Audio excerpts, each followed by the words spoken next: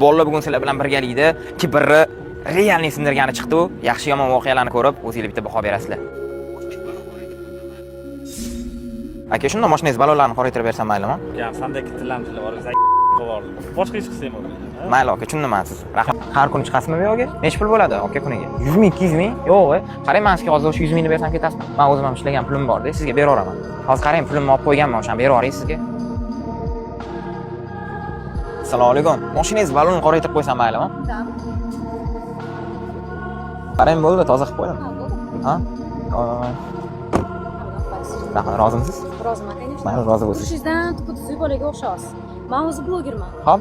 Sizga ish bor edi. Agar xohlasangiz, kechqurun menga aloqaga chiqasiz. Mana vizitka. Bo'pti, xo'p, rahmat kattakon. Xo'p, sog' bo'ling. Oson pul topib o'rganib qolman. 2 kunda bor yo'q 50 ming so'm topdim va qo'limdan kelgan narsa ana bolaga yordam bera oldim.